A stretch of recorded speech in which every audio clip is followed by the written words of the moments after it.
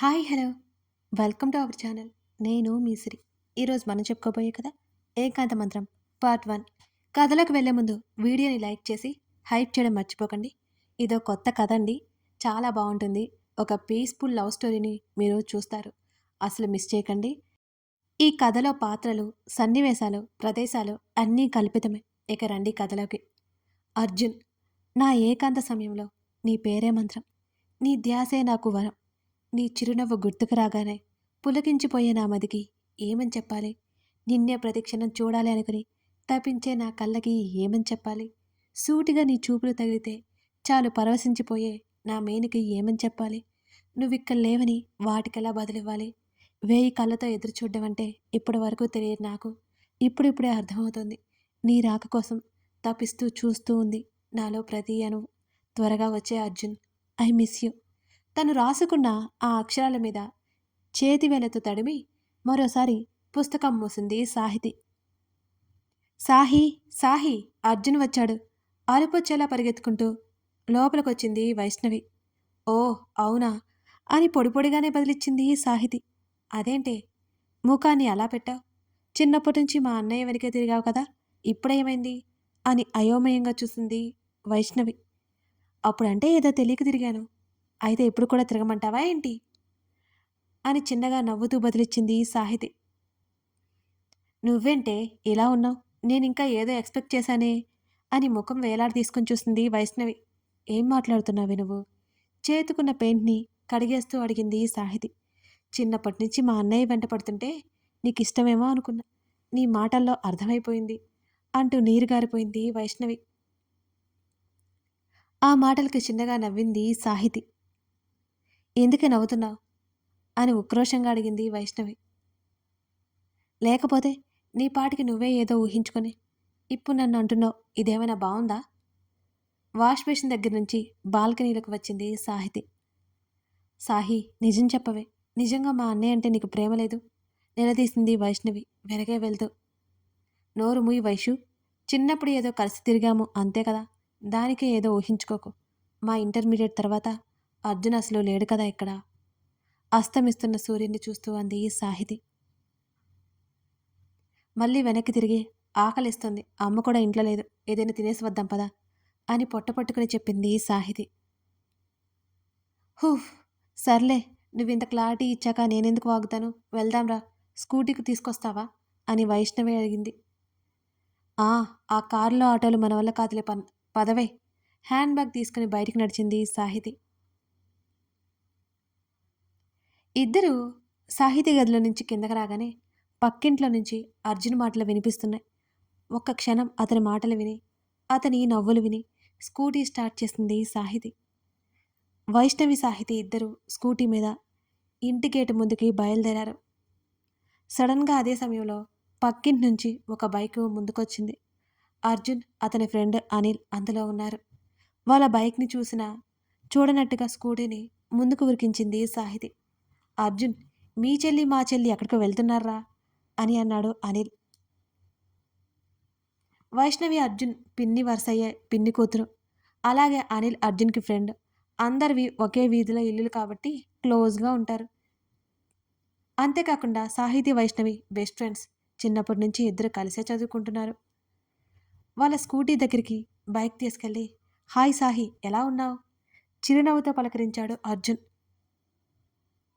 అతను హెల్మెట్ పెట్టుకుని ఉన్నాడు కాబట్టి కళ్ళు మాత్రమే కనిపిస్తున్నాయి. ఇక్కడ సాహితి స్కార్ఫ్ కట్టుకొని హెల్మెట్ పెట్టుకుంది. కళ్ళు తిప్పి అర్జున్ వంక చూసింది సాహితి. హాయ్ అర్జున్, నేను బాగున్నాను, నువ్వెలా ఉన్నావు? ఎన్నో రోజుల తర్వాత వచ్చా? ముఖంలో ఎటువంటి భావాలు తెలియజేయకుండా అడిగింది సాహితి. కనిపిస్తున్నాను కదా, ఇలా ఉన్నానులే, ఇక నుంచి ఇక్కడే అని నవ్వేశాడు అర్జున్. ఆ మాటలకి సాహితీ కళ్ళల్లో మెరుపొచ్చింది. అంతలోనే ఆమె కళ్ళు దిగులు చెందాయి. ఆ కలువ కళలో వెంటనే జరిగిన మార్పులు అర్జున్కి అర్థం కాలేదు. ఎక్కడికి వెళ్తున్నారు మీ ఇద్దరు అని అడిగింది వైష్ణవి. హైదరాబాద్ని మిస్ అవుతున్నాడట మీ అన్నయ్య, అక్కడికే వెళ్ళిపోతున్నాం వైషు అని నవ్వాడు అనిల్. మీ పని బాగుంది, వెళ్ళండి వెళ్ళండి అర్జున్, బాగా తిరగండి, మనం రేపు మూవీకి వెళ్దాం ఓకేనా బ్రతిమాలింది వైష్ణవి. చిన్నప్పటి నుంచి పేరు పెట్టి పిలవడం అలవాటైపోయింది వైష్ణవికి కూడా. వైషు రేపంతా మా ఫ్రెండ్స్‌ని కలవాలి. ఆ తర్వాత ఎప్పుడైనా వెళ్దాం. అయినా మీకు కాలేజ్ ఉంది కదా! అంటూ ఇద్దరిని చూశాడు అర్జున్. అవునా! సరే వెళ్ళిరండ్లే.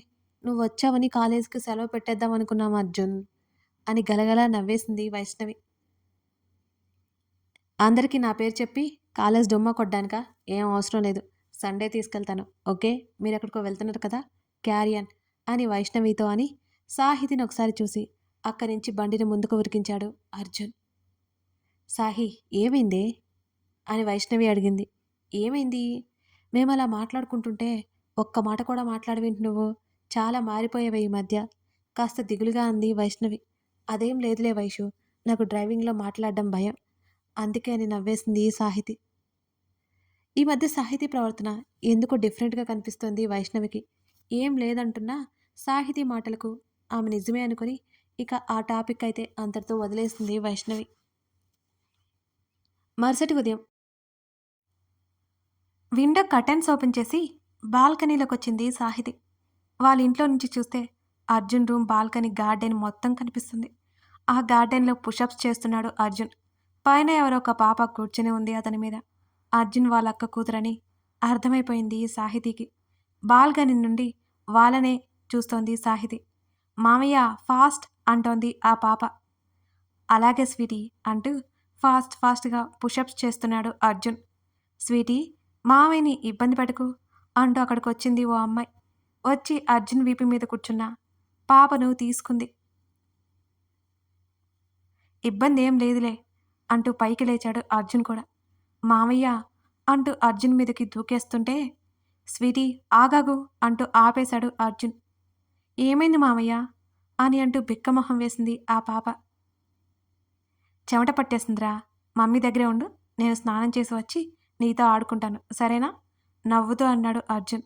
అలాగే మామయ్య అని చెప్పింది స్వీటీ. అర్జున్ ఇది తీసుకో. అప్పటి వరకు కాస్త దూరంలో టీపాయ్ మీద ఉన్న జ్యూస్ గ్లాస్ తెచ్చి తమ్ముడికిచ్చింది మైత్రి. థ్యాంక్స్ మైతూ. రిలాక్స్డ్‌గా చైర్‌లో కూర్చొని జ్యూస్ తాగాడు అర్జున్. అర్జున్ నువ్వెళ్ళు. త్వరగా రెడీ అవ్వు. గుడికి వెళ్దాం అని చెప్పింది మైత్రి. మైతూ నా వల్ల కాదు అంటూ చేతులెత్తేశాడు అర్జున్. నీకు మంచి భార్య రావాలని అమ్మ పూజ చేస్తుంది. తప్పదుగా అని నవ్వేసింది మైత్రి. గాడ్ మీరు మళ్ళీ మొదలు పెట్టకండి అని అక్కడి నుంచి వెళ్ళిపోయాడు అర్జున్. తమని సాహితి చూస్తోందని గమనించిన మైత్రి తల తిప్పి సాహితిని చూసింది. మైత్రి తనని చూస్తుందని గమనించిన సాహితి తనని చూసేసరికి వెంటనే ముఖం తిప్పేసుకుంది. అప్పటి వరకు కుర్చీలో ఉన్న కూతుర్ని ఎత్తుకొని కొందరికి పని పాట లేదు స్వీటీ. పక్కన వాళ్ళ జీవితాన్ని నాశనం చేయడానికే ఉంటారు. ఇంకా బుద్ధి లేకుండా వాళ్ళ జీవితాల్లోకి రావాలని చూస్తారు అని కూతురుతో చెప్పినట్టు కాస్త గట్టిగానే చెప్పి కూతుర్ని ఇంట్లోకి తీసుకెళ్ళిపోయింది మైత్రి. మైత్రి అని తననే అని అర్థం అవడానికి సాహితికైతే ఎక్కువ సమయం పట్టలేదు. చిప్పిల్లిన కన్నీళ్లను తుడుచుకుంటూ గదిలోకొచ్చేసింది సాహితి. సాహి రెడీనా అంటూ చేతిలో పూల సజ్జ పట్టుకుని బయటకొచ్చింది సుప్రజ. ఆ అమ్మా ఆ లంగావణిలో చాలా కష్టంగా ఉంది అంటూ 2 చేతులతో పరికిణీ పట్టుకుని హాల్లోకొచ్చింది సాహితి. కష్టంగా ఉంటుందిలేవే. అయినా నీకిది అలవాట్లేదు కదా! అందుకే నేను చెప్పేది అప్పుడప్పుడైనా ఇలాంటి పద్ధతి గల బట్టలు వేసుకోమనేది అని కూతురి జడలో పూలు తురుముతూ అన్నది సుప్రజ. డాడీ మీ ఆవిడ చూడండి నన్నేమంటుందో అని అలిగినట్టుగా మొహం పెట్టింది సాహితి.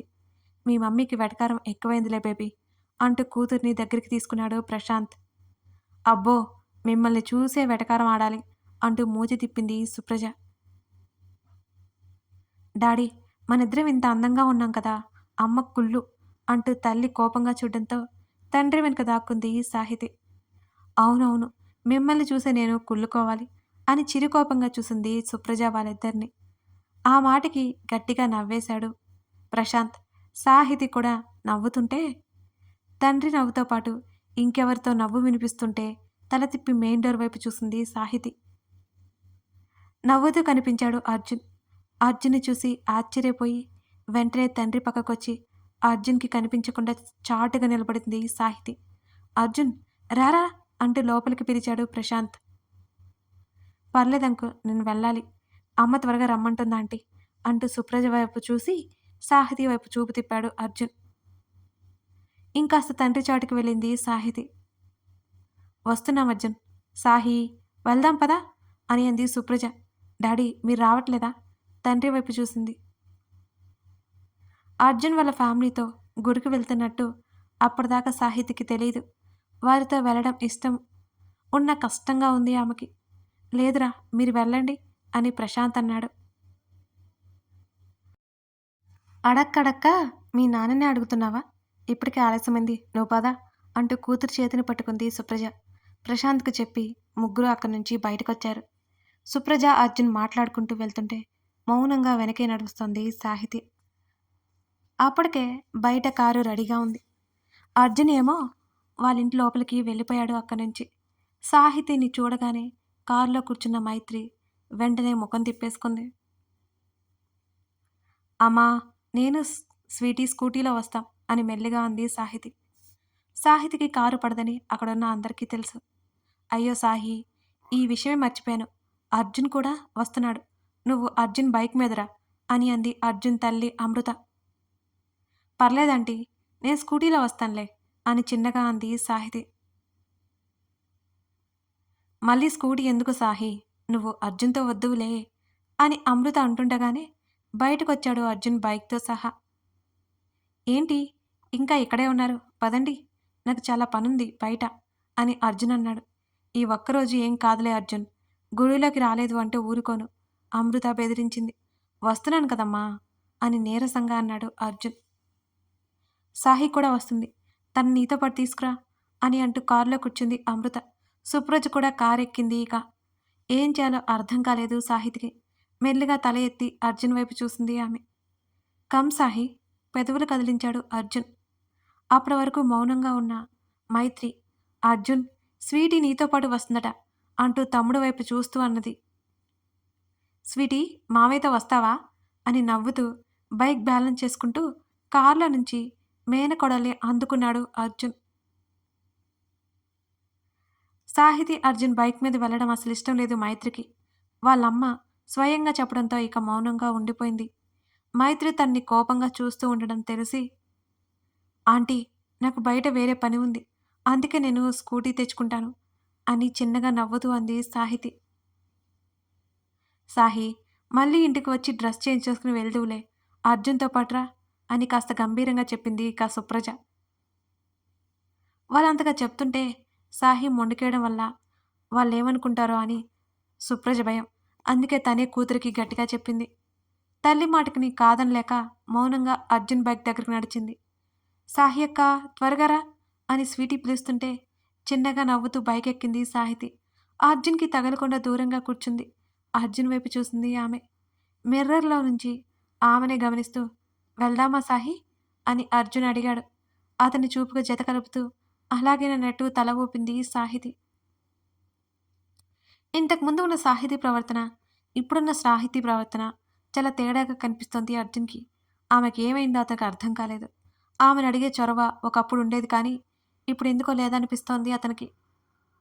అందుకే ఇంకేం మాట్లాడకుండా బైక్ని ముందుకు కదిలించాడు అర్జున్. ప్రయాణంలో కనీసం ఏం మాట్లాడడం లేదు సాహితి. స్వీటీ ఏదేదో చెప్తుంటే ఆ మాటలు నవ్వుతూ తిరిగి సమాధానం చెబుతూ ఉన్నాడు అర్జున్. ఎట్టకేలకు అందరూ గుడిని చేరారు. కారు ముందే వెళ్ళిపోవడంతో వీళ్ళు మెల్లిగా స్వీటీని తీసుకొని గుళ్ళోకి నడిచారు. అప్పటికే మైత్రి సుప్రజ అమృత గుళ్ళో ఉన్నారు.